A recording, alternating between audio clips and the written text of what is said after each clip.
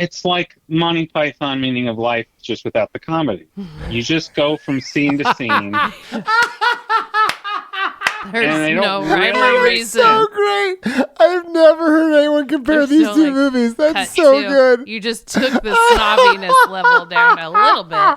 But yeah, it's true. Hey, it's not the most popular Monty Python. No, but it's probably the snobbiest. Oh, it's alive! It's alive! It's alive! It's alive! Gentlemen, you can't fight in here. This is the war room. I love you. I know. What you just said is one of the most insanely idiotic things I have ever heard. I see dead people. Milk was a bad choice. Hello and welcome to another episode of How to Be a Movie Snob, coming to you live on Thursday night, but you'll probably listen to it when it's released, which is a Monday morning at 6 a.m. Less cool. Less cool. Guys, we're glad to be here. I'm joined by the fabulous Mariah. Hello. And the punctual Patrick. Hey. And we have a great movie for you this week, folks. It's one, I dare say, might give us our biggest step to being movie snobs. Is that a fair statement to start out with? It's maybe the biggest I step. think it shows us the bar. Yeah, for reals. For reals. But before we will go that, first of all, happy holiday season. I think it should be about December for all you listeners. However, in our world, it's the end of the Halloween season. So yeah. What movies and shows have you guys been watching recently? I just finished The Fall of the House of Usher, as well as every single other thing on Netflix that he did. And there's probably like 8 or so different things. It's The Haunting of Hill Mr. House. Mike Flanagan. Oh, yes. Yeah. Everything was pretty good. Gerald's Game. I watched that one last, and I think it was one of the first ones. Oh, that's cool. Yeah, did you watch Hush? No. Well, I've seen the movie Hush with Jessica Lange. Is it different? Hush. It is different. So that one is co-written by his wife, who's in like all his stuff. So and she plays I did see it on the list. deaf person. Oh, cool. And it's like it's great, actually. I really like that. Okay, that's cool. One more. All right, nice. I can do it. Guys, I went from actually, Pat, go first. I've got a couple. So we'll say from the spectrum, pretty far away. Not so Halloweeny, but it came out recently. Scavenger's Reign on Max, formerly known as HBO, which is an animated series based off a short film, and it is. Oh yes, that does look good. Wonderful, really and weird looking. It's just so odd. Like the creativity is off the charts. Oh, sorry, put you on the spot. You know, talented people. I honestly, the other day, I could have said one of the creators, and then I couldn't say the other. It is. It looks really good. I was watching. Joe Bennett and Charles Whitner. Cool. And there, you can, if you search just Scavengers on like the YouTubes, you'll see the original short. This is all based off of. That's cool. And they basically kind of just expanded on it, and you're like, yep, done. Good job. Check. Watching that. That's awesome. That's cool. So I actually went to, let's see, is it on here? I went to the list and I watched a movie on your guys' list that I had not seen. Which one? And it was very appropriate. I watched Halloween. On Halloween. Good and job. It did not disappoint. I felt like I was watching Scream though. Because they rip off like beat for beat so many moments of the original Halloween, and I thought that was so great. But then they're just meta on top. They're commenting on the fact that they're ripping it all off. And it was great. That's why Scream was brilliant in its own way. Which ensemble do you feel like watching? Yeah, today? right. And it's so fun because like I didn't recognize that. I could barely recognize even what's her name, the main star who just won an Oscar. Jamie Lee Curtis. Like, I barely recognize her because everyone's just so young in this movie. Yeah. And then stuff. And then when that soundtrack kicks in the first time. Right. Oh yeah. So good. It's just so. Yeah. I don't know why. It was everything I expected, but then there's a lot of parts I'm like, oh, I didn't expect him to do it in that way. But no, it's very. That we'll have to have a podcast on that sometime because that was a lot. That was a fun first watch. That was a fun first watch. I'm happy you did that. Another one was a request from a friend to watch this. Maybe not because it was a good movie, but because it was hilariously not. It was Black Adam. And it was not watched it. Also does not disappoint because it is hilariously bad as well. But it's scary, but not for the right reasons. It's just like, wow, this is a lot of money that didn't do much with the movie making abilities that they definitely have.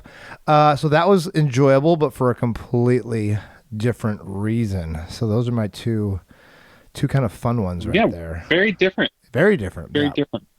Yeah. So folks, we should probably get on to what we're here to talk about. And this is the snobbiest movie we've watched on the podcast. Dare I say that? Mark? Easily. Question mark. Easily. Yeah, for sure.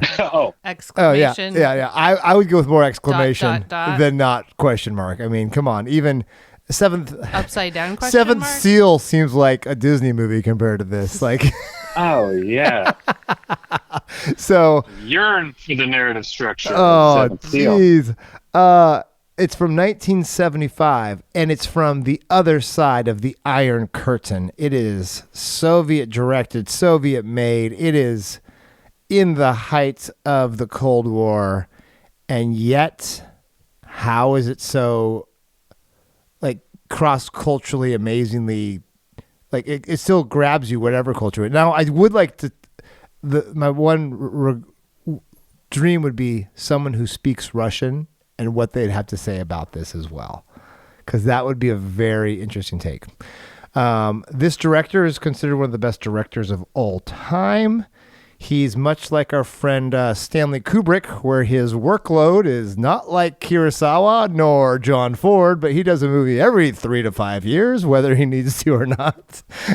If you guys haven't figured it out yet, we're talking about Andrei Tarkovsky, Mir, a very autobiographical movie. But first thing, this one, oh man, doozy. I'd have to say it in Russian or something, but I'd have to be like, what is doozy? What is off doozy? The chart of the doozy. I'd have to put like different, like ziwa do. Yeah. And because it's it's not in order, it's not chronological. See what I did there? It's all the letters of doozy. But what you did there. I thought you were doing pretty good. The worst Russian accent of all time. Yeah. Da. I feel better knowing that you just scrambled it. Yeah, no, okay. it was non-linear. Yeah, I thought that was be better. And it was more like a bad French accent than is he Russian? Yeah. Okay, that was more like Andre. So before we go into the mesmerizing, which I do not envy you one bit for this one. Yeah, it's not happening. No, I don't blame you. We'll tag team this one. Let's do a little hot takes on this one, and I don't know how hot these are going to be because if you're not the people who like watch this movie, this is you're like, oh yeah, I'm not going to watch that because it's crazy. Pat, we're gonna start off with you. You obviously are not ready, so I figured I'd start with you for this. Yeah. My hot take is that other people's dreams aren't always that compelling, I guess. Yeah. So when I was like, I think I had to be there, but I kind of know what you're saying. That's good. Okay, that's good. Okay. Yeah. What's your hot take, Mariah?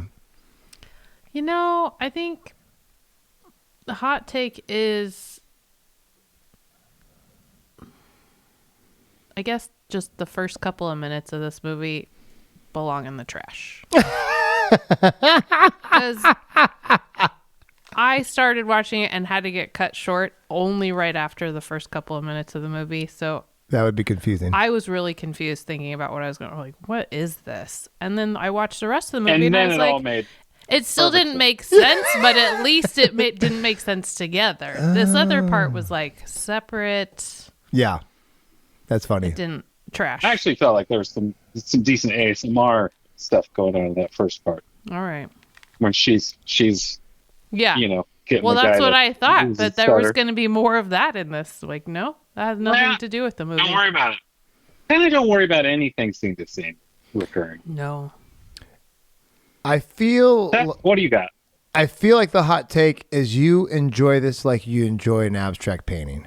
It's you can't take it for anything less than what whatever you're wrestling through is kind of what the point is. And the hot take of this is you're not going in this like you're watching, dare I say, any movie with a plot. Well, or any movie where you kind of know what to expect too, because this also was very surprising. Who to expect. Who to expect for that. But also, I was so impressed that this was made in Soviet Union in 1975. I couldn't get over that fact. Like, so the fact that this was made in Soviet Union, I just think, dude, good on you. Good on you. You got this, like, artsy-fartsy, pretentious movie snob off the chart movie made with the craziest censors in almost the history of the world. Dude. Yeah. Dude. Tarkovsky, not you're a genius, friction. man. Oh, no, not without friction. Not without friction. And this is, I'm sure this is way edited from what it was going to be. And this is his shortest movie by like what, an hour? Like nothing is close to this short at all. So no, I was on for the ride, and I was just holding on. Just holding on, folks. Edited is an understatement. Yeah, well, it's very edited. This is very, yeah. He was happy with the 33rd version. Yeah, that's what I was going to say. Yeah, that's true. That's how edited it was. Yeah, no. We went through a lot of passes. I can't imagine. Can't imagine. All right, let's take a summarizing, but we're going to tag team this one because this one's a joke. It's not a joke. It's just, it is. Well, I think we can all just say random things, and that's basically what it was. Well, yeah, but you got to go at least with like what's going on. Like, there's definitely kind of the feel of. Yeah. So there's a guy, Alexei, and his life is happening 3 different times, none of which you can tell what's gonna go. He jumps. There's a lot of jumps from the 30s. Yep. 40s and 60s, 70s. Yeah. Are the timelines. Yep. That's all right. In some of the timelines, he's a child. Briefly, he's old-ish and dying. And yeah. But also sometimes he's his son. Sometimes his wife is his mother. Sometimes, there's a lot going on. Sometimes it's not him at all, and there's just found footage, but archival footage from wars and things. Yes. Oh, yes. Archival footage from the war. It's, sometimes he's just reciting poetry written by his father. Excellent. And so, there's a lot of, and then sometimes there's a dream. Yeah. This is a autobiographical, non-linear abstract painting about himself. Yeah. That would be my... Yeah. That might be. I think it's... Nothing pretentious about that. No. I think it's like his journal... It's like an everyman's movie. Journal, dream, recollection, kind of. I think it started as sort of short stories, autobiographical short stories, and then it was poetry. I forget. Yeah, it was a short story that became called White something. Yeah, let's film this. Let's jump into the background and how this thing even got made off the ground. Like, let's talk about how it got from, because already he is a renowned director at this point in the Soviet Union. And this is, I didn't have time to look this up. Was he renowned in the world at this time? Because he was already getting press on the Sight and Sound list at this time as well. That would be the one before this anyway was on the Solaris. Yes. Super popular. Yeah. And now Solaris isn't even on the Sight and Sound list anymore, which is ironic. Andrei Rublev is, and so is but so Solaris was like, I think it's like, just outside of it, but he's known for for 3 of his movies out of this 7 he made is on the Sight and Sound top top 100. So that's not bad. Not a bad resume there. And Solaris isn't even on there, and a lot of people that's their favorite because it's like his sci-fi one. So yeah. Well, Stalker is the other one I think that I kind of heard the most about between those two. Yeah, both sci-fi. Yes. So, yeah. So the concept of this movie starts in 1964, and he writes down his idea for this film and about dreams and memories of a man. And the first episodes he wrote while he was working on Andrei Rublev, which is the movie he made while he was still trying to get this to happen. Yep. And that's when the short story called A White Day was published in 1970. Also taken from a poem by his father. Anyway, tried to make it into a movie. He was turned down at least once. And then they reworked it and added and reworked it and added and finally did get to make it after the success of Andrei Rublev, I think, kind of convinced him to get a little and fundings. And Solaris came out after that as well, before this one as well, because it was in that thing. But yeah, he started working on Rublev and then, and so then I think he just made Solaris because, until he got this one okayed, he made that one as well. Yeah, for 622,000 rubles. I didn't convert. Oh, well, I'm converting that junk right now. That What was was the budget. it? How much? 622,000 rubles. Oh, that's funny. Okay. And 7,500 meters of Kodak film. Oh, like he was actually given a distance of film. That's crazy. Isn't that crazy? That's Hey, that's you Soviet. Get this long. That's the Soviet budget for you. That's crazy. That's get this much. Christopher Nolan's like, I can't even film like a teaser for that. Like that's not. I think it was the equivalent of like an hour or 110 minutes or something. That's crazy. Yeah. $6,000 is what this movie cost. Whoa. Well, in 1970. I wonder what that would. That's nuts. The Soviet Union paid for a lot of your stuff anyway. You didn't need money. And spoiler, also he used half his family in the cast, so he was related to several people. That's so silly. It's definitely was accurate that it was his mother as the older. It was mother? Yes. It was his mother. It was his wife and his stepdaughter were in it. Wow. Okay. That's great. Yeah. Okay. And father. Yeah. So Mariah has kind of talked a little bit about how she watched 30 seconds of it and then didn't watch the rest of it later. Took a minute. But then when you started watching the rest of it, when were you like, oh, what am I watching or how? Yeah. What were your reactions? Yeah, and I didn't read the synopsis. Not that there was much of one, other than it saying this is going to jump around a lot and hold on tight, folks. There's no linear anything, which I think would have helped, honestly, to have known that. Yeah, it took me a long time to be like, this is kind of like a dream logic jumping around. Well, when she washes her hair and the plaster's falling from the ceiling around her, that's when I was kind of like, this isn't real. Is this Inception? This bit here. Yeah, a little bit. Really old, dirty Inception. This house is a real fixer-upper. Yeah. All the wallpaper was really driving me crazy. I don't know if you call it wallpaper. But that's great.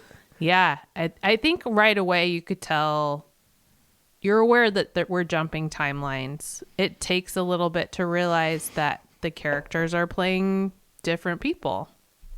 And so not only are you jumping timelines, but that person in the other timeline is a different person, And he did the thing, real dick move of like, black and white and color don't mean anything specific. And sepia, there's a third value here. It's not just black and white or color. They probably do mean something to him. Maybe it was how clear the memory was or whatever, what it felt like it was him or something.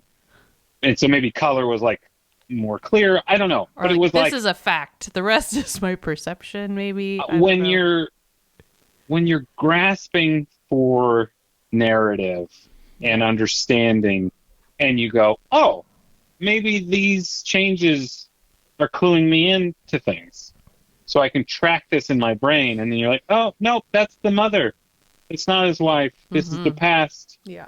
And then I go, I don't know. I don't get it. Like I kind of gave up midway, which I think was I wish I had seen this again, knowing like, don't reach for anything normal. Yeah. And just let it wash over you. I was fighting against the desire for a narrative that made any sense. I think I was like, well, that's not what this movie was meant to be. And it took me so long to be like, oh, well, he did the thing that he wanted. I just didn't like it because you just definitely get to a point where you just have to resolve yourself to enjoy the scene you're in and not think about where it's going next or what just happened or... Yeah. I think being in the moment was really kind of part of the watching experiences. It's like Monty Python Meaning of Life, just without the comedy. You just go from scene to scene. There's no rhyme or reason. So great. I've never heard anyone compare these two movies. That's so good. You just took the snobbiness level down a little bit. But yeah, it's true. Hey, it's not the most popular Monty Python. No, but it's probably the snobbiest. No, the snobbiest is Life of Brian, believe it or not. That one always gets like people always think Life of Brian. Anyways, that's another story. Well, you know, it's a real take. Personal preference. Well, hey, I'm a Grail fan, obviously. Life of Brian didn't make my top 10 list. Well, it's definitely not the most snobby. No, for sure. But they do say Life of Brian's a fine wine. Voila. Yeah. Anyways, I'm getting back to it. Sorry, we're going back to my wheelhouse, which I prefer than comfort Soviet we're Union. With this. We'll go wherever we can, folks. Find something safe. Yeah. To land. I had a couple thoughts when I was watching this. One of them was Tree of Life and Malik helped me a little bit think, okay, this is this. I literally thought, okay, this is like Terrence Malick's snobby level. Maybe like I automatically clicked into that zone once I started seeing. I'm like, okay, what's going on here? Because as soon as as soon as we saw the girl sitting on the fence and the guy coming up. Creepy doctor. I'm like, oh, this is gonna get real rapey real soon. Yeah, that's what I thought. So that's when I first started thinking. I'm like, okay, so it's gonna be one of these like really hard to watch, and then he falls over and starts laughing, and we never deal with him ever again. Yeah. And I'm like, when he's got a cut behind his ear, and he's like, oh, it's so confusing. So that was in town. But then I realized I'm like, oh, I have memories like that. And the one thing that made this kind of fun was fun is probably not the right word, but there was some moments, but I'm like, oh, this is how everyone's memory works.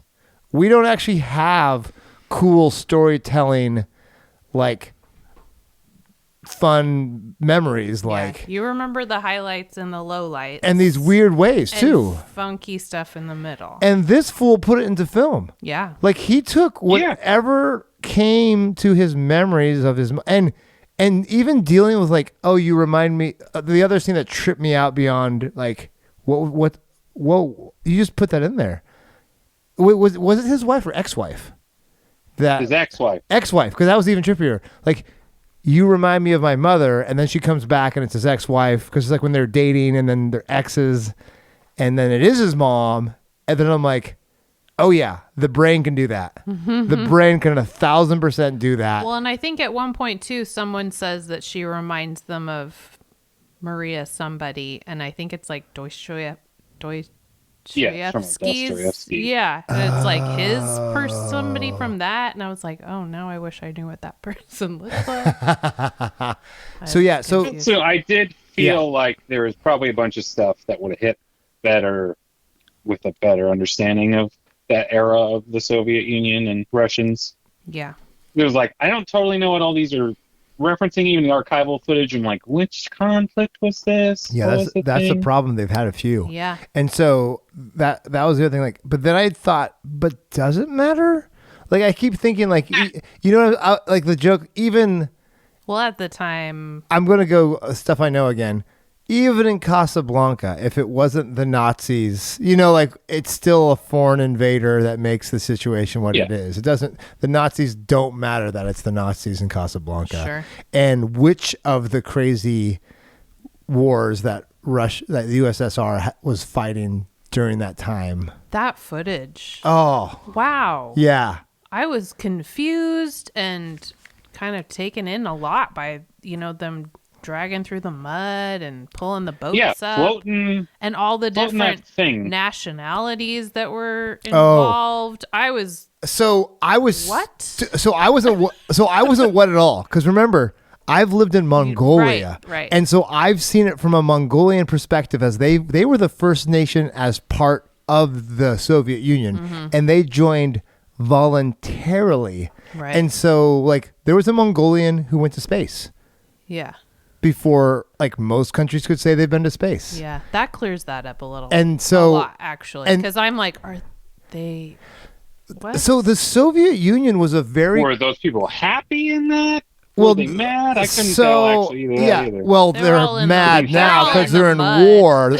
So I kept thinking like World War I, and I just finished reading Napoleon's book where all that mud was. So like this is hitting a lot of my wheelhouse here, like guys. Yeah. Like yes, I've already thought about the muddy beach. I have. I'm getting to the snobbery level. Necessary. Just because it hit where I've literally lived. Yeah. So I lived in Northeast China next to Russia. And so I've had experience with Russians. I've had Russian friends who neither one of us speaks the other language. And we had to communicate in Chinese because they were learning Chinese and I was learning Chinese. And so that's how we communicated. But that archival footage, I'm like, yes, this is the crap they had to deal with. Because they're always spring after the snow melts is just awful, especially with 100,000 troops.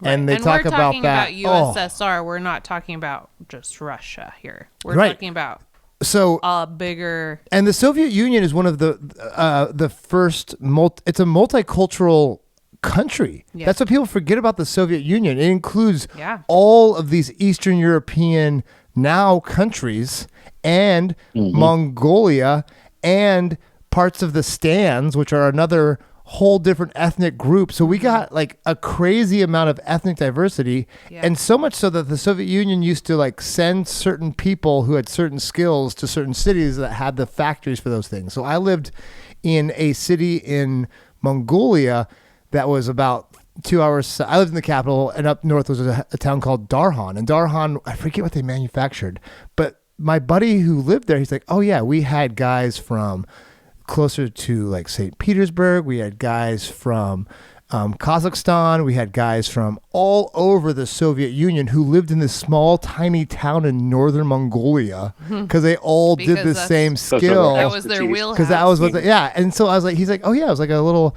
international like village that we all lived in. I'm like, that is the weirdest thing for us American brains to think of. So when I saw that, and you think back, I was Band of Brothers, and you know, all these all this footage you've seen, you know, Ken Burns showing you and over throughout your life, and you're like, for one, I don't know if this is better, but it's just so much more interesting to me, this footage and this, like, how come I've never seen this, you know? Well, it feels like because it's Russian. And it was pretty well done too. Like those Russian lenses were dope, by the way. Yeah. It felt very like gritty. Like it felt like the people taking that were in the mix. Yeah. It wasn't. It was cool. They weren't putting on a show. They weren't trying to make it look nice. It was just like documentary style. Which we never would have got in America because they would only show us the best of the best in America and then same for us to them. Support your boys overseas. Exactly right. Exactly right. Whereas this shows like a little kid looking and then like realizing there's a camera in her face and she's like, wait, what? No, I love this. I love this so much. Like this was like, we get access to the Russia we never knew. Yeah. Like, I love that. Like, it's something that we never were allowed to have. Such a different element just watching this, knowing that discovering that this was in here, because of course I didn't know anything going into it. I want to talk about this for forever, but we got to get back to the movie because I'm like, it's in the movie. I just finished reading about the Korean War and they used the Russian tanks, and I was trying to figure out which tanks they were using in that. So like, I was pretty excited about that. Or I was really getting into that. I was like, oh, this is great. Oh my goodness. Well, one of the scenes that kind of struck me along those lines was just the sort of conscripted nature of the Soviets, like the kids. Yes, this is such a great scene. Whatever that was, the boarding school, the military school. Yeah, and they're shooting. And that guy's skull cap. Throw a dummy. Yeah, and they throw a dummy grenade, and he jumps on it. And it's just like, what is this? Did he have like a memory of that as a child, where somebody had a skull cap, and all of a sudden you could see his brain pulsing? That was his dad's memory. I forget. Right? Or was that his memory? I think it was his. Okay. And he talked about when he was younger, because he was telling his son, Ignat, like he already had a crush at that age, and she was a redhead with blistered lips. That's right. And now with this shell-shocked teacher, who was kind of obsessed with her. And then I'm trying to remember, it was like that the first time I was like, oh, this is how this works. Like a thought occurred in a scene, now we're in that scene, which is how dreams work. And I go, oh, it probably was a little earlier than that. Like I forget, how dumb I want to sound about figuring that out. But it was just one of those like, right. Because I think before it was sort of a reverse of like, they woke up to the fire of like the barn, and then he has a very weird conversation with his mom, and he was like, do you remember that barn being on fire? And so it was like this reverse feeling. Yeah. So there was still a sequential nature to it that made sense. And then actually what weirded me out of that was like, she's like, what are you talking about? I forget what it was. And he's like, why do you always fight with me? And she hangs up on him. I was like, that was fighting? Click. Like she asked, or she was like, oh, because he was like, I don't know what day it is or hour. And she's like, what's wrong with you? Or what's the matter with you? Yeah. And he's like, I don't want to fight with you. Yep. And I thought, what is this conversation? Yeah. And but you don't like the hero, by the way. Away from the war. No, that's all right. No. Well, he's this disembodied voice most of the movie. Yeah, he is. Sure. And I guess it was first person in some ways, but other times he's seeing himself. Right. Like whenever it was current time, you wouldn't really ever see him. Yeah. And I feel like that was a memory of a conversation with her, and she just, you're not going to get anywhere with this memory because you never did with your mother or whatever. It was a not real situation. I wandered away from Don't be sorry. Honestly, the tangents are coming. The tangents are part of why this movie is so fun. Like it's not, but it is, because it's just your brain goes so many places. Oh, by the way, I have woken up to a burning barn before. So this movie has hit me a lot of. True. Like I literally thought, I'm like, yeah. Is this yours? Is this my? Am I 1975 USSR? Crispy Critters. Not in it. Oh no! Crispy the sheep. There was no sheep running out from the barn. Sorry, guys. It does get a little gruesome in my real life too. But man, does it make you think like, if I just took my memories and it's just had a budget, he had like no budget, but I guess a budget for them maybe. And he just made this happen with all these crazy memories that you somehow remember. Because I still remember like the waking up and feeling the heat in my bedroom, looking outside. But also there's something you could do at the time. You can call the fire department. You can start throwing water on things or turn a hose on. They basically had a well. And so it was basically like, hey, this is on fire. Let's just see. Watch it burn. Yeah. Well, our barn was done too. Like by the time we saw it, it was done. Like the fire department was just there watching it. Yeah. And so but the part that I loved is that wasn't the part that, it wasn't about the burning barn. It was like, that just happened to be happening the same time. Was it when his dad left or something? Yeah. Like it just happened to be the same time. To come back. So the significance, like, it's. Yeah. I mean, it's talking heads, I guess. it's a weird linked memory, right? Where you go, I remember when Dad left, but that evokes the barn burning or whatever. I think that's the thing that honestly, on one level, I feel like this movie is like above critique, right? Like if you critique it, people are like, you don't get it. I know. People love this movie. They do. They are obsessed with this movie. Yeah. And that's where I kind of go, oh, I'm not snobby enough. Because I actually really liked when it got trippier, like the slow-mo stuff, when she's floating above the bed, the visuals of all that. I'm like, I want more of this. Like, I want this is my jam. Dreams. This is Pat. Yeah. This is like, horror movie. Pat's like, oh, please, oh, please. Where's the dinosaur? The bird. Where's the running slowly in mud? Yeah. You just can't run anymore. Yeah. Where are all those things? Because it became like just sort of confusing moments of time. And I liked some of them as little vignettes, and in others, it was insufferable. And I thought, not enjoying this like I would like to. Once I accepted what was happening, or what I couldn't understand was happening, I enjoyed a lot of it. Just let it happen, guys. I really just let it happen. Other than that first bit in the beginning where I was like, what does this have to do with anything? This weirdo doctor lady. We're also like if we watch this when we're 18. Why was that there? Yeah. If we watch this when as 18-year-olds, we wouldn't be like, okay, that was dumb. Like that, like we wouldn't. Would we have been in the space to be like, oh, that's interesting? Would we have sat through it? That's true too. And I barely sat through it this time. I was like fighting, like maybe I just skip ahead a little bit. How important is this scene? Because at the end of the day, there's no scene where you go, but that was the scene, like it's like, well, they're all the scene. None of them are the scene. Oh, except it's a man's dreams and memories. Except the printing press. I was enthralled what was going on, and that was so fun. That was like the longest story. It was great. Yeah. But that's, that really happened. His mom worked at a printing press in real life. Well, and then what was interesting about that? The whole structure, it was like, well, that's his mom. That's a story his mom had told him. Maybe. Like, it's like where, that's not his memory. Yeah. Right. I loved how that was filmed. Oh, yeah. You loved it. You got to see how the factory worked. You got to see. So cool. It's huge. Why was there a shower there? So messy. So great. And why did the water go out? Love it. They just had paper strewn about everywhere. Yeah. Again, big rolls of paper, sitting in puddles.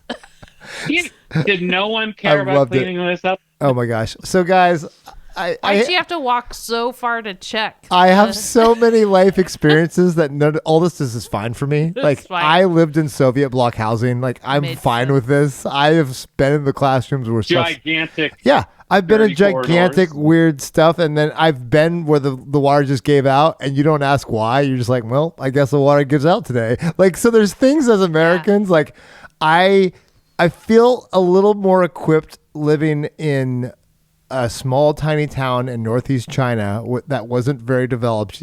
Little children with their bare buns hanging out the bottom of their shirt all the time. Yeah, that's true where I was living too. Yeah. They're wearing a coat on top and butt cheeks on the bottom. That's true. And it's freezing. But that's how I do it. Yeah, it's true. I should probably take some notes on that, actually. The really short coat sleeves. Yeah. I did there was a lot I liked in the moment. But I just kept wanting it to be a different movie, which was my problem as the viewer. Question mark. I just was looking for it to be something else. And again, if you folks haven't seen this, and I don't know that we can spoil this movie. This movie's sort of unspoilable. Ooh, it's very hard. There's warning. Mirrors in this movie. Spoiler. Not as many as you think, though. There's still quite a few. I like how the perspective was half the time in a reflection, and half the time it was, there are mirrors there, but they're shooting and he was reflecting on his life. Yeah, hey, the symbolism. Hey, mirror. Yeah, that's the real Mr. Gomsrud's English class. Hello. So I got Back paid in the high big school. bucks. Yeah. What were your favorite scenes? I've obviously given one of my favorite scenes away, which is the printing press scene, because that was just so fun. But there's one more scene that I thought was incredible that I want to see if you guys bring up, because it was just very fun. And this is not, and it seems to be go with the type of movies you guys would like. Not I like that. I thought was one of the cooler scenes. I mean, I like the lady that disappeared. Yes, that was pretty cool. Oh yeah, that was the scene. I'm so and glad then he you brought looks that at up. the table, and like the condensation is still like drying up from her teeth. That was Also, so brilliant. We're gonna watch this condensation leave for a minute.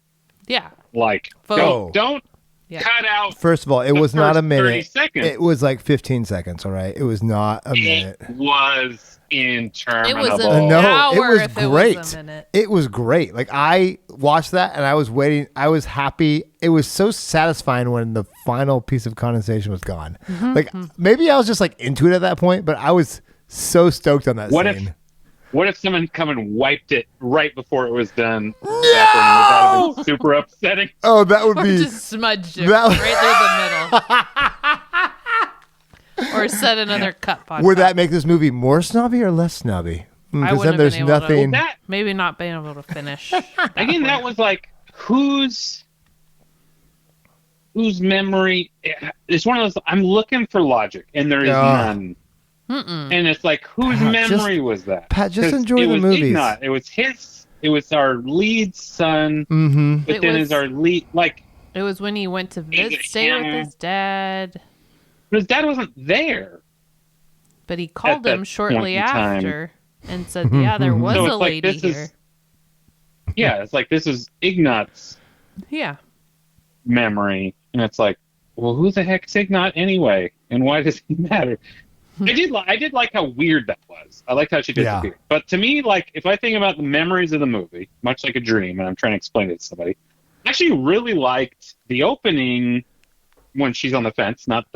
Although I didn't honestly hate the weird hypnosis therapy thing. That's just absolutely unnecessary for such a weird movie. It was just like what? And who even turned that TV on? And was it the TV we were watching? Anyway, I actually really liked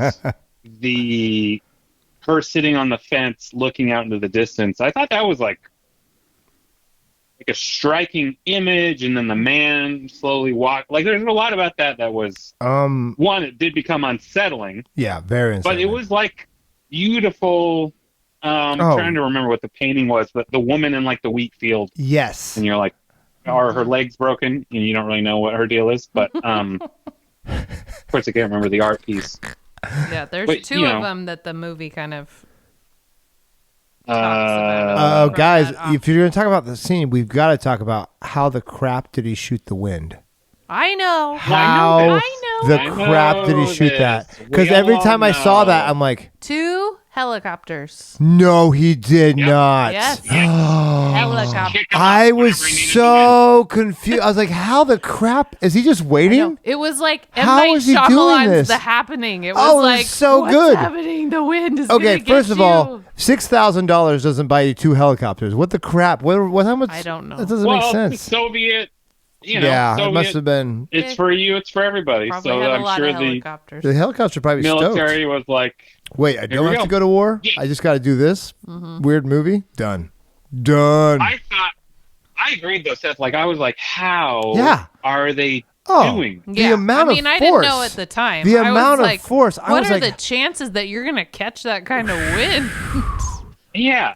And it felt very story appropriate. It was great. Running back into the house. Oh, it was great. It also gives you that feeling like, is the doctor going to come back? Like, he seems to be trying to decide. Winds of change. There's so many things I was just like, how do they do this? Yeah, the winds of change. Come on, guys. The painting is Christina's World by Andrew Wyatt, by the way. There we go. Which is, it honestly didn't look the same, but it had that same feeling to me. This woman. For sure. Yeah, it's looking out into the distance longingly. waiting for something to happen. Waiting for the plot. Waiting for the plot to like come together. There was that scene. There was the little kids learning to shoot rifles. Yep. And the dummy grenade, where it was like, And that's messed up. The pulsing in his head. That was so crazy. And then him putting the skull cap and then putting his which cap was back on. Great because it was like this.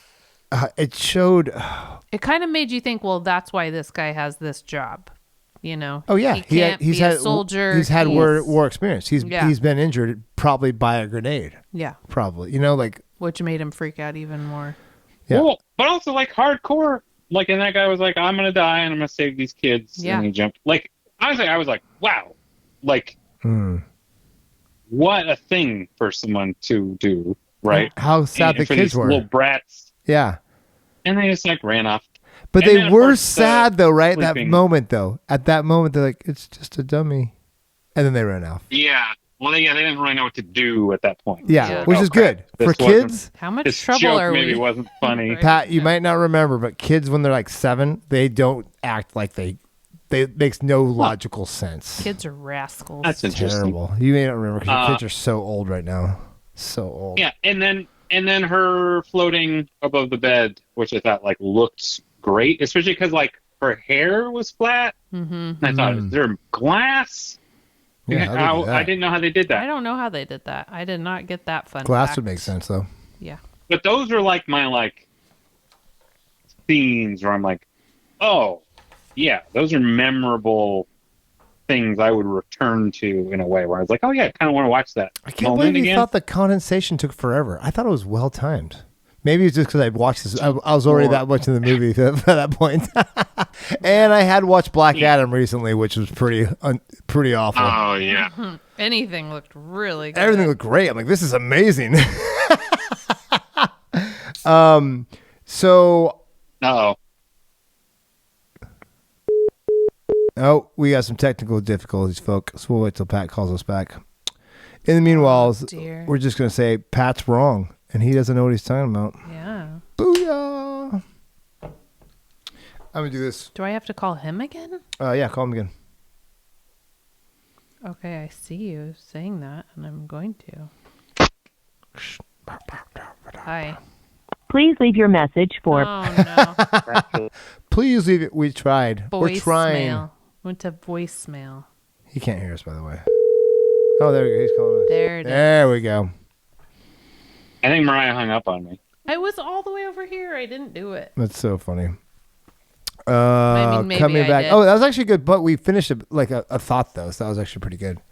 Yeah, it was fine. It was fine. It was a good break. It's all a dream. So, do we go to like some fun facts? What do we? Oh, let's do fun facts for sure. This movie was not allowed to go to Cannes. Fun fact. They wouldn't show it. Oh, because of they were of Afghanistan at this time? Because it was a Soviet. No, because other Soviet films were going to be accepted. I believe it was a issue with him. Maybe. Oh. Yeah. And so I believe someone who was, whoever was organizing the time was like, if we don't get this movie, we're not going to accept any others. Yeah, the managing director tried to threaten. It didn't work out. Really? So this wasn't playing at Cannes? That's crazy. But I don't know why. I think there's just disputes with the USSR and Tarkovsky at the time. Yeah. Huh. So the woman, too, that Margarita. That played the wife and the mother. So apparently because of the style of the film, it required her not to have any makeup on. Which made it makes her even more beautiful. Oh yeah, gorgeous, my gosh. Right? Like she alone is like very watchable in this. And then after reading that after the fact going, she didn't even have any makeup on? Like what?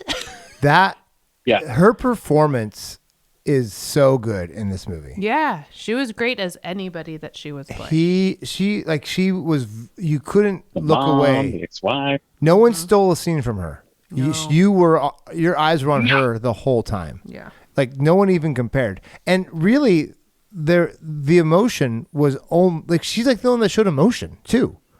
Like even like the friend, the guy, maybe the teacher who like almost thought he was going to die, but still the whole scene too. Sorry, the whole. Sorry, you. I will because I'm the oldest.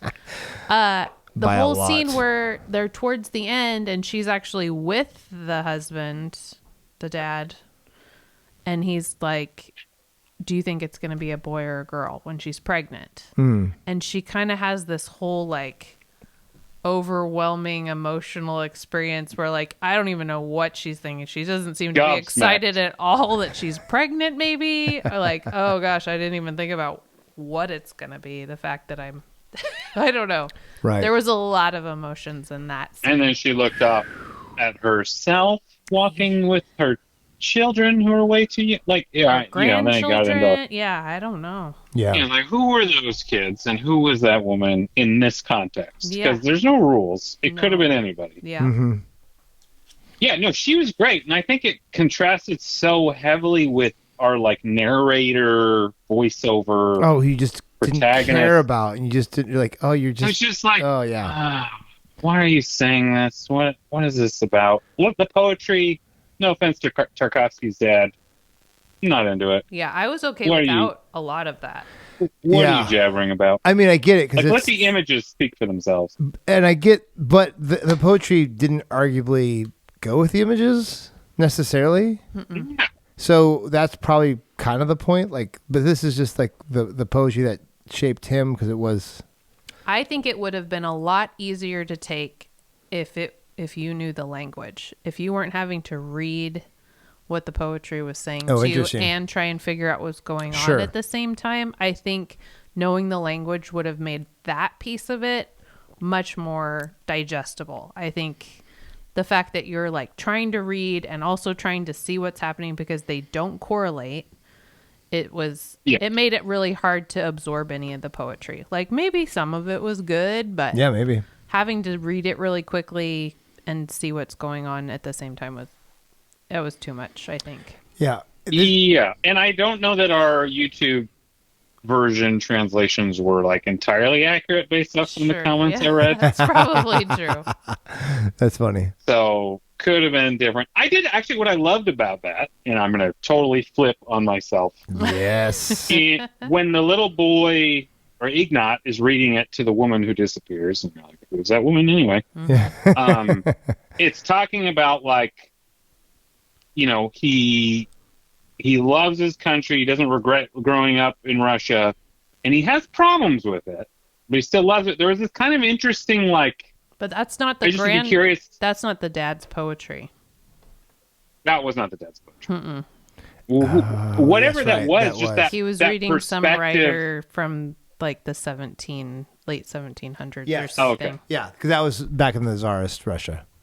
Because they talked, but it was the perspective relevant of saying that in a movie that has to get approved by USSR, just saying anything not great about, you know, the motherland.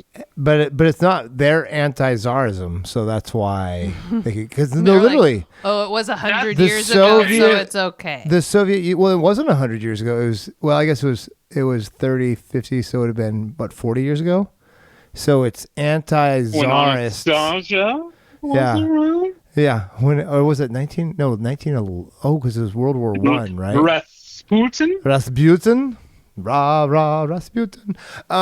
So I've been listening to a lot of Boney, anyway, some disco in my playlist. Speaking of amazing animated films. So, geez. Non-Disney classics.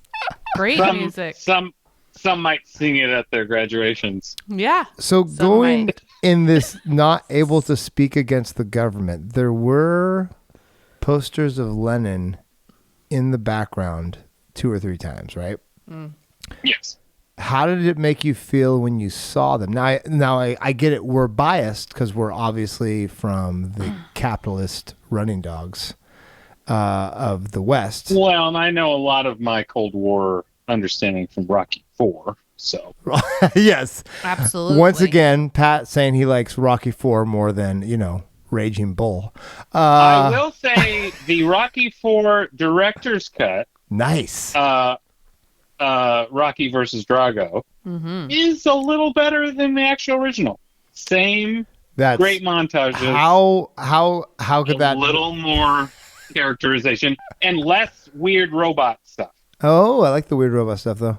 Oh, Yes, they cut it. It doesn't hold up. You're like, why are we caring about the robot? Okay, anyway, I'm going back to the pictures of Lenin because I think this was a very subtle jab at Soviet Union because something's wrong. Like, he's not anti his country, but there's definitely like hurt and pain there when you see the picture in the background. So the feeling you get when you see the Lenin picture in the background, you have some negative connotation for some reason, but it can't be forward about it. And so that was something I was kind of noticing, maybe just because I'm like, oh, they let a picture of him go in there. So that was I think this was his very subtle way to show that things aren't hunky-dory in the motherland. Yeah. He also plugged his own movie. Yes, he did. Yeah, I think a couple times. Yeah, I think That's so. hilarious. At least in the beginning, the whole like Posters of some of his stuff. Yeah. Not To ashamed. answer your question, Seth, I think I just was like, yeah, that's a thing that people do. You know, we hang pictures of presidents in government buildings, and there's sort of a, you know, you don't always like those people when they're hung up, but it's like a thing. Maybe he was required to. Well, no, it's 100% required to. Like in China, they had pictures of But all of have them. it in the movie, like, we need to make sure you show that it's. I don't know because the way it wasn't glorified in any way, shape, or form.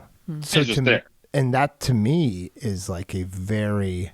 There was no shrine. Yes, there was nothing that glorified the Soviet Union in that movie, and that alone is a statement because you can't remember. There's nothing that can be a hint of directly against. So having nothing for and just having it in the background of scenes that don't matter or that make you feel a little uncomfortable is a statement, in my opinion. In my when I think about movies trying to be subversive in a country that you're not allowed to have any communication at all. So that's like how they do it in China too. And I also wonder if he didn't get away with it because they jumped timelines enough times too, that I think maybe they were focused, tried to distract by like, oh no, but we're going back here. And it is 1975, so obviously Lenin's been dead for a while.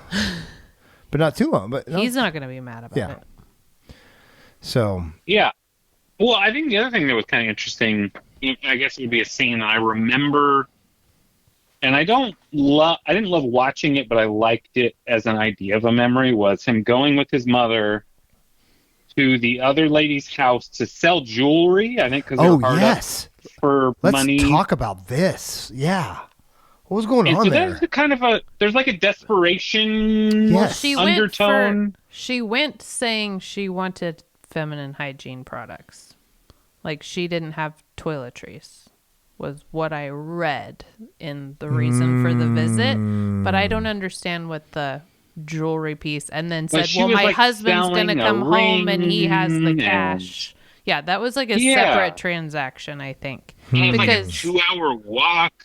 Yeah, she was saying my husband's going to be back and he has the money.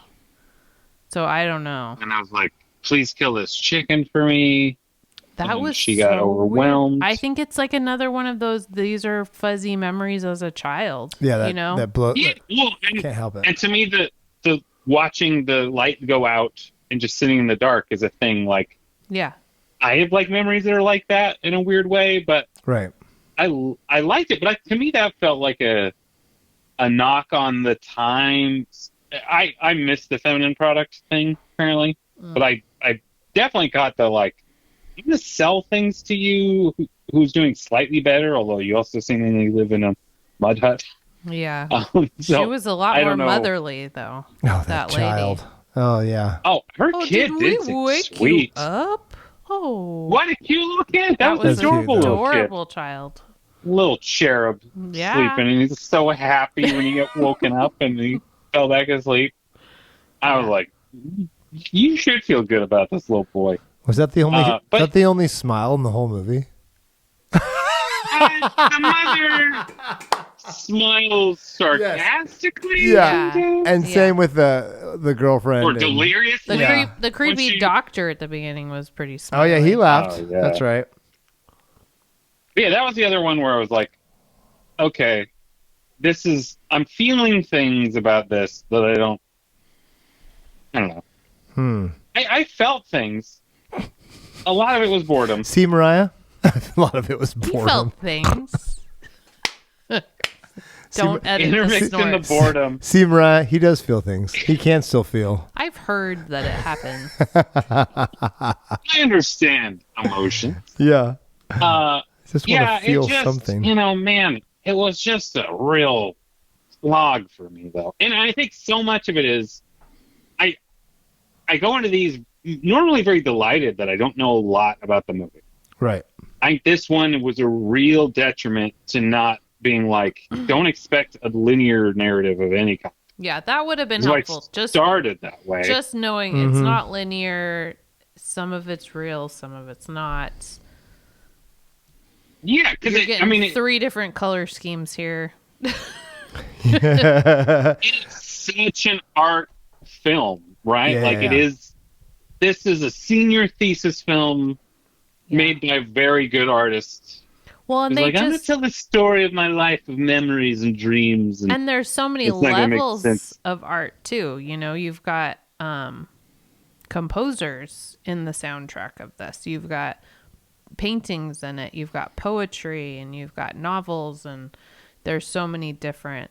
they kind of cover all of it and then make the film reflect that this is super artistic and very, very snobby.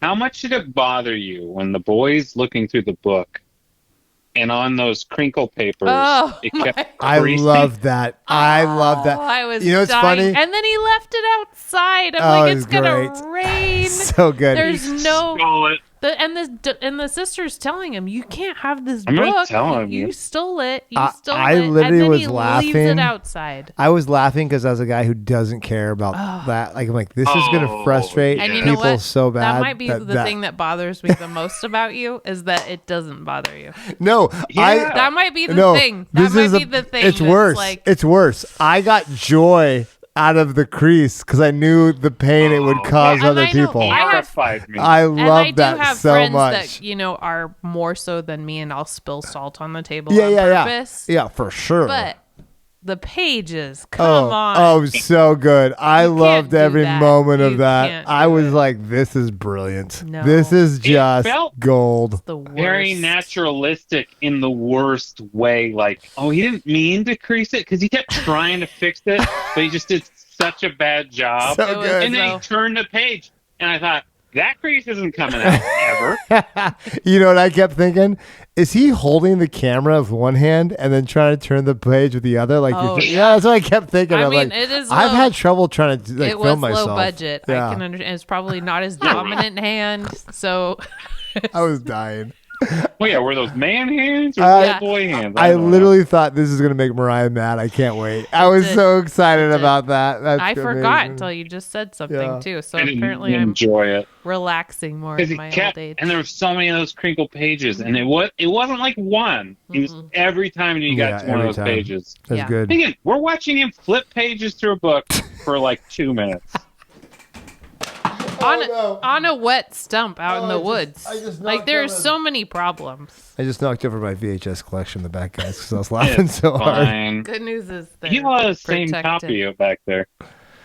What? Why do I see 2 of the same person? They're godfathers. It's actually not. It's the Marlon Brando and Okay, but they look. I see. I see. Well done. I don't know if you knew this, but there's actually more than one Godfather movie. There's actually, I know. 3. There's 2 that count, and then they made a 3rd one later, but that doesn't really matter.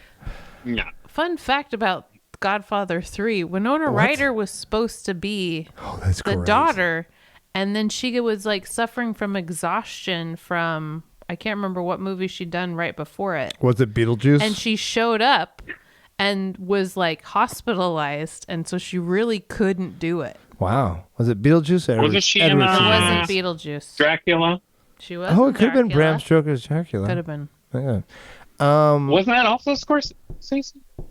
No. Should we talk about the Wes Anderson connection? Do you guys got the Wes Anderson connection? I would love Wes. I don't have that. Okay. To this movie? To this movie. Wes Anderson likes this director?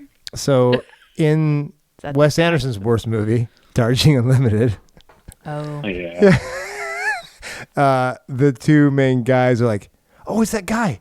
It's the guy from Mirror. And like, oh, no, it's not. And then they go it's like this offhanded, like super insider Just joke random. from that Tarkovsky From movie. The Mirror. Yeah, okay. from that Tarkovsky movie. Oh, no, it's not. And then they get to go to the next car. It's like, Oh, man. it's so great. So what do you think the printing error could have been? She whispered a word that So- was maybe in it, and it was in the proof or something, and she thought maybe it had been final. I don't know. So And it would have been real bad. Something real naughty, but then they were giggling about it. No one seemed to care. That was Right. a very blasé printer, and they were like, Followed whatever. by a verbal attack about your husband left you because you're my a gosh, terrible that was person, nuts. and he Yeah, should have 'cause you're left you. spun on her. Like, that was like, oh, that's no big deal. And then Yeah, she but goes to you're take the a shower, person. and she's sorry, but they're Yeah, everyone's a little happy Lisa died because she was a real jerk when she was younger. Lisa. That's so And funny. she danced away at Oh, the yeah. end. She's like, oh, The I'm hops sorry. And then like Clicking her heels together. That was so weird. Hey, Lisa is Yeah. a crazy lady. Yeah, that For was sure. the craziest Kinda part into of it. the movie, maybe. I think Lisa and her Kinda into it. outburst yeah.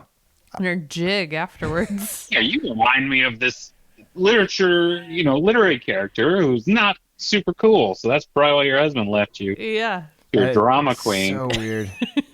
And then I'm going to feign after she gets sympathy done and making then her- dance away. That was a weird Yeah, and- moment. yeah, right before she's like, "Hey, it's cool." So I kept thinking the thing where she was so afraid of what she said in the newspaper because I figured it was something political that could get her in trouble. Yeah. That's what But, I like, assumed. What was the... I just figured it's because she had to walk so far to figure out whether or not it happened. Right. Like, oh my gosh, I'm mean- not sure I have to walk. It's like in Pulp Fiction where it's like, Blocks. what's in the box? Doesn't Yes. matter. It doesn't actually matter. Well, is and that, was is that it what I real? think? Is that what I think it is? It's amazing. Was the drama real? Like, was Lisa right? Like, did her mom kind of, or his mom kind of make up that's this good. drama? I like that, Pat. Maybe Did she I was like just that. a perfectionist Yeah. and she was tired that day. So she was a little hysterical. I'm going to go into some weird China stuff, which is probably, there were some words that gets banned in China that you are very surprised about. Like one time, a leader, I won't say what leader it was with another president, and maybe the president might have looked like Tigger, and maybe the leader might have looked like Winnie the Pooh. So Winnie the Pooh was banned in China for, I kid you not, I think it still is. You can't like post anything about Winnie the Pooh in China. And stuff like that with like the Soviet regime, I'm like, that would not surprise me. That would not surprise me at all. So just like yeah, there's stuff some like that. perceived Because slight you have a about narcissist thing. running a country Yeah. who's paranoid and sensitive But like, about what would that? everything. So that was one of those things where it's like, what could it possibly have been? A phrase And that you're like, you realize later, Yeah. oh, actually, somebody could be offended by that phrase because it wasn't like a word. You know, it's not like a misspelling. It was like it must have been something. Yeah. To your point, Seth, like, I think oh, Right. this could be interpreted. Whatever. did. Exactly right. And there's Yeah. there's a lot of, although I also thought in my small world that I live in, like my friends in New Zealand, the word shit is not a cuss word, while it is in America. Like I went to a church service in New Zealand and they said shit from the pulpit and I was very confused. And my friend Heidi's like, I think that's our first swear word on the podcast. by the way. it might be. Sorry, folks. Sorry, I I'm use it. actually comfortable with the use of the word shit. Yeah, but it's also contextual. like- Unfortunately, my son is too. yeah, it's contextual because we were definitely not allowed. Like me growing up. Tummy. Well, It's all tummy. do you remember what the S word was when I grew up? Shut up. I literally came home one day and I'm like, Mom, someone on the bus used the S word. Oh. She's like, what was it? I got in Shut trouble up. for saying I swear. I swear. It's just because they're a Boyz II Men fan, and they were not big All For One fan. Yeah. And I got smacked. No, So good. But yeah, I got smacked. Wash your mouth out with I think she I think she might have gone at me with a soapy rag. That's so great. At different times, folks. Different times. But that was another thing. Like language is very cultural. Like, I didn't realize how bad words like bloody are in England when they're not as bad here. So you didn't think like, oh, that's a big deal. So yeah, language is very contextual, I've learned. And so that was another one too. And then you throw an oppressive regime on top of that. It could be anything. It could have been anything. It could have been. And there's no way in heck they're going to tell you what it is. They're still under the said regime. Yeah. Right. Well, and also it's a story from the mother to the son to, the stress from back then to present day. So really, probably she never told him this whole story, and yes, you never would have known. Oh, I want to go back to the shower part. That didn't surprise me either, because my teacher friends also had a separate apartment that was provided by the school to like shower and take a nap in, but that's not where they lived. But it was like the housing they were provided by the anyways. So all this stuff, like, it all makes sense to Seth. Living in Mongolia and China really helped. Really helped. I've worked at a place that had a shower in there, because people were biking to work or whatever, and this isn't Google, Pat. This is Pat from his Google perspective. But I mean, I still think like she's running through the rain and stuff. Like, I assume there is some amount of like I don't think our hygiene. Accounting firm had a shower. And yeah, weird. When I worked at we weren't moving a lot. When I worked at the coffee shop, no shower. But I assume there's some amount of like you were saying earlier, people are coming from far away to work at these places. Yeah. It might, you might want a shower, or need a shower for these people to kind of like do whatever they got to do. Well, if you have to walk that far from room to room in this printing place, you're going to work up a sweat. Over you get so much paper. Get your steps on. Okay. It did not seem like the most efficient place of business I've ever seen. For sure. Okay, guys. So we've established like this movie is unlike anything we've seen. This movie is definitely snobby. This movie brings out a ton of emotions and thoughts and feelings. Arguably more than a linear film Even would. Pat had feelings. Yeah, and Pat I had feelings. Historically, they're not all positive. Has no feelings. Like, he just can't feel things. I hope that's the impression the audience has. Yeah. That I'm an unfeeling robot of some kind. He's an animator, but he didn't pick an anime movie for his top 10, folks. He didn't like Spirited Away. He has no feelings. No feelings. Nothing in here. So on a snobby scale, I think we all agree this is like a 10.5 top out notch. of 5. So snobby. Snobby. This is what, if anyone described to you a snobby film, it's this. Yeah. No, this is what I think. And I would tell them the snobbiest one we've watched so far is Mirror. And it's Tarkovsky. Also, there's the book he wrote is called Sculpting in Time, which he talks about like making art. It's like, don't do what anyone else tells you, do your own thing, sort of thing. And I'm like, even that, like, this guy is like snobby beyond snobby. Like, people ask him questions. Oh, like, so what did the last part mean? He's like, if you're asking that question, then you don't understand the film. Like, he's like the snobbies. There's so many things about this that kind of make me sick because it's so snobby. He's that guy that's so annoying because it's effortless for him to just be weird and artistic, and it all just comes like he doesn't make a choice. It's just the clothes he puts on that day. It's just the music he listens to. He's the books he loves. He's the hipster before the hipster. He's the guy. How could you be hipster in an oppressive regime? Like, I want to try and do that, but no. He does look like a Russian hipster. Yeah. When you see him, he's got a nice mustache, kind of a crazy hair. Looks a little bit like Drago hair-wise, but a little bit, yeah. He also he also died super young too, though. Yeah, he did. It's interesting to me. It's kind of like the this movie does feel like so non-commercial, right? It's like he made this. This is a personal film. Yeah. If he didn't even get to be a can, that's pretty. That's pretty personal. And it's just like he didn't care if any of us liked it. And people love this movie. Love this movie. Watch it 25 times. 100% Rotten Tomatoes says. Yeah. 100%. Rotten Tomatoes gives everything 100%. Well, at least 90. But it's on Sight and Sound. 90 or 50. When people say this is Tarkovsky's best movie, I don't know if I disagree because I haven't seen any others. Right. Well, I'm about to watch I'm stoked to watch the next ones because if we've seen this already, and rumor is because this feels like the end of life. This is the shortest, right? This is by far the shortest. Yeah. This is the American remake of Solaris, so I'm close. Oh, there's the George Clooney version. What? Solaris. Well, now you have to watch both. Oh my gosh. Okay. I know. So this movie was a great introduction to what can be snobby beyond snobby, because although a lot of our movies are snobby, just because they maybe aren't from America because they have foreign languages, this is a eye-opening concept film that changes the way you think what is a movie. Like, you don't ask yourself, like, what is this film? You ask, what is a movie anymore? Well, it literally asks.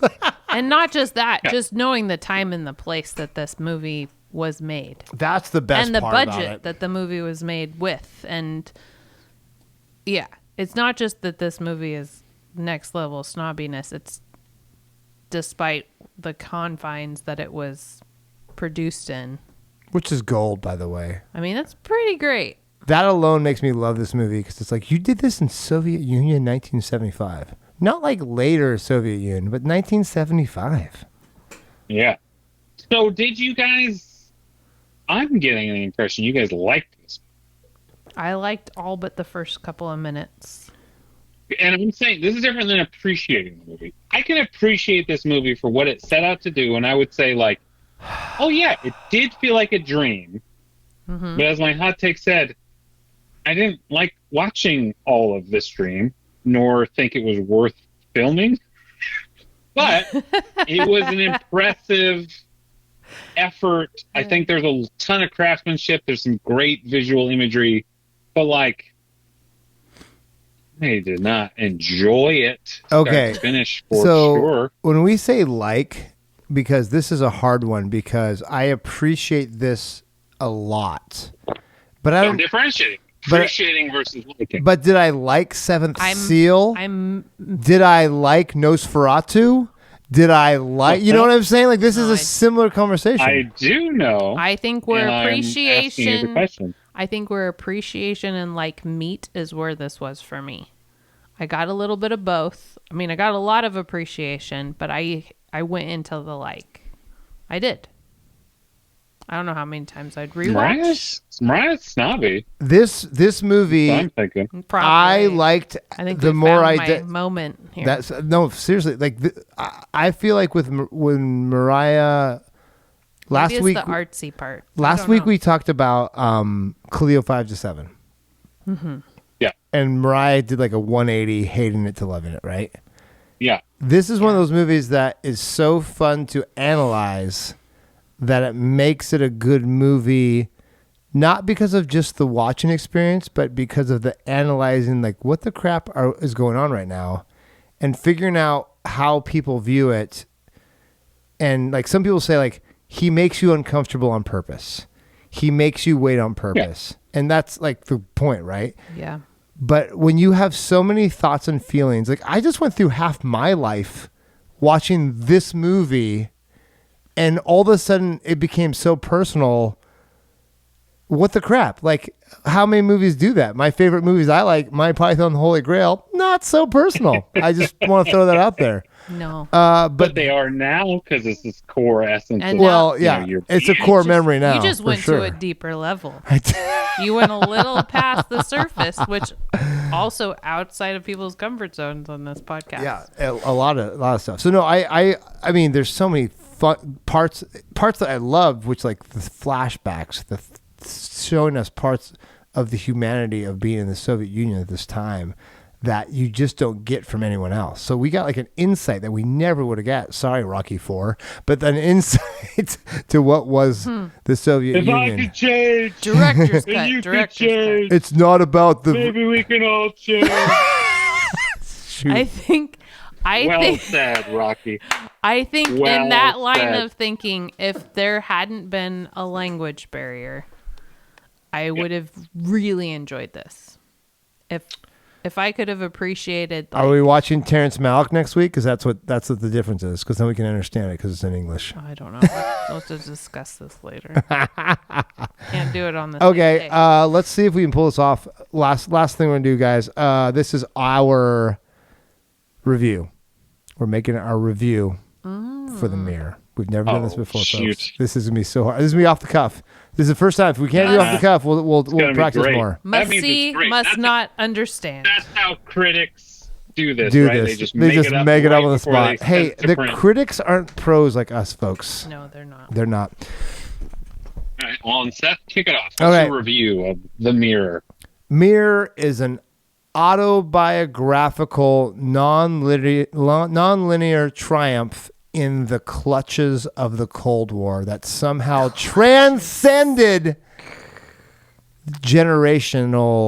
generations to change the way we see movies. I think he memorized Boom. I just made that up on the spot, folks. I love the alliteration of the clutches of the Cold War. That was great. Thank you. You'd be Thank happy you. with that in your first draft. That was for sure. deep. I'll have to redo a couple times, but that did feel a little pressured, a little pushed, but that was my, that's what I went with it. That's where I went. And you should watch it if you want to be a movie snob, because frankly, this is the definition of being a movie snob. Because it really is. Like, if you want to be a movie snob, you got to deal with this stuff. You got to figure out where do I stand on this. And frankly, deal with it. no, really, like even saying like I don't like this is a very snobby thing to say. Because you have to had watch it and said, Yeah. I think he's being too He's pretentious. overrated. I think it's exactly right. And then you're almost worse than he is. Yeah, and then I'm just such Yeah. a jerk. Hey, Pat, you go next now.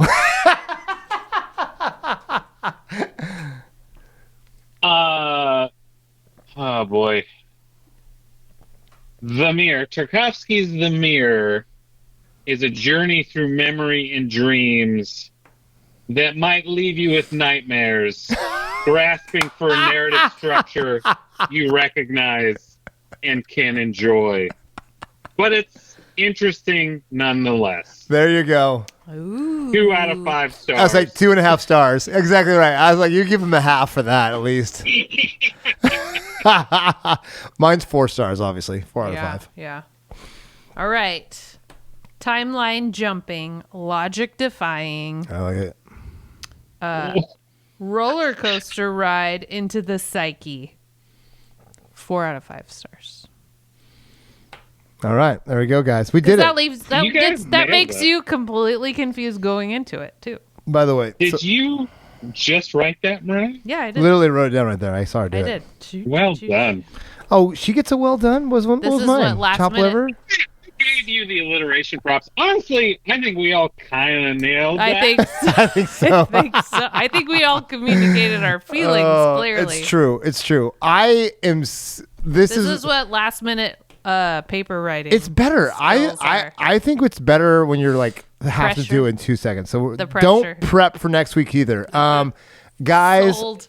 I am glad we did this movie because it was something that I've never experienced before. So I'm really glad we did something like this. I think- And It was I good. recommend people do it Yes. to experience it and figure out where they are on the spectrum. Again, you don't have to like any of these things, No. but I No. think you can learn Some we from would them. we would wish you wouldn't like. Yeah. And to your point, Seth, like a ton of the fun is in dissecting it. Yeah. And I think that's where snobbery totally Yes. comes in. Yes. You don't have to totally enjoy the 2 hours you spent with the No. movie, but you can enjoy the 2 hours after talking with people about it. It was more fun dissecting this than, let's say, It's a Wonderful Life. Yeah. There you go. There you go. All right, guys. Thanks for listening. This has been a doozy of a week for sure. We have just stepped up our snobby game, folks. As we try to become more of a snob, we have taken a huge step. One small step for mankind, but one huge step for cosmonauts everywhere. That's right. Wow. Let's go. Let's go. That's good. This is Seth. Mariah. Patricio. Coming from you live from the Making Known studio and from whatever studio. Do you ever call your office a studio at all? You do Not studio yet. type things, right? My Mojo Dojo. Mojo. Excellent. That's awesome. All right, guys. Until next week, keep watching movies, keep trying to be a snob, and we'll talk to you later. Take care. Bye. Bye-bye. Bye.